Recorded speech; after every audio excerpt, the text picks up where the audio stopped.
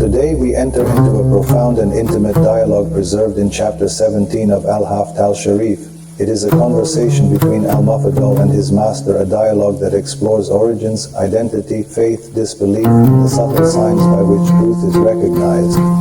This is not merely a theological discussion, it is an unveiling of meanings behind names, behind states of the heart, behind the unseen inclinations that shape human destiny. Al-Mafadal begins with a question that may seem simple, yet it opens a door into something vast. He says, "O Master, why was Iblis named Iblis?"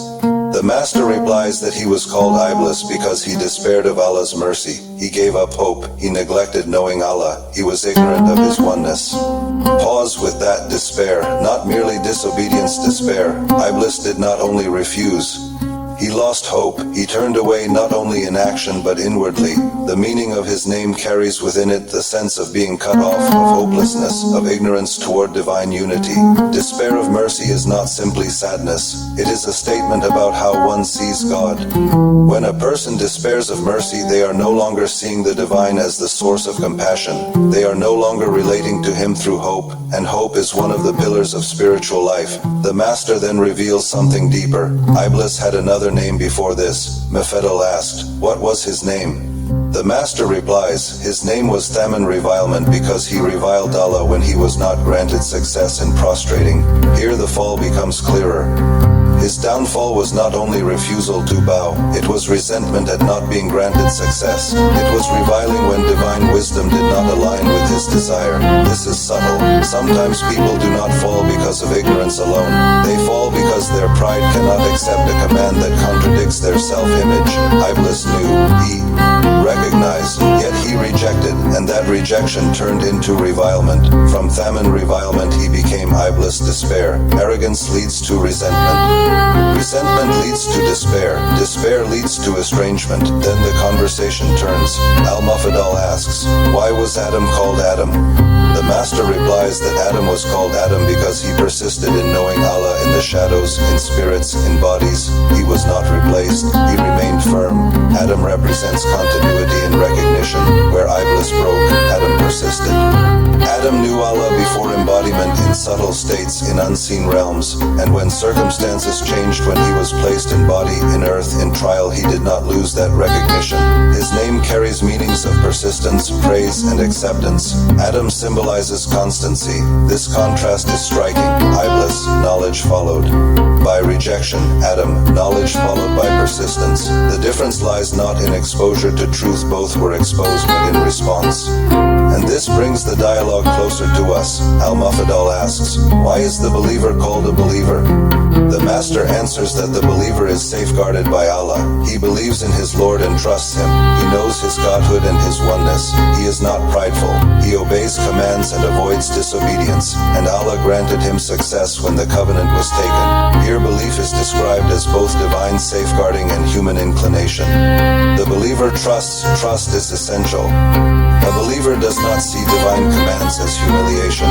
He does not see divine wisdom as unfairness. He does not revile when denied.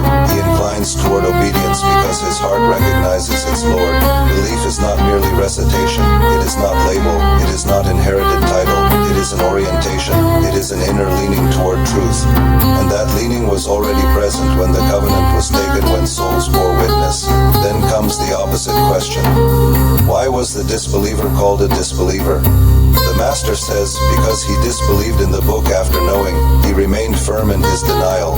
Disbelief is the rejection of Allah's signs and his messengers. Notice the emphasis. After knowing, this is not ignorance of exposure. It is refusal after recognition.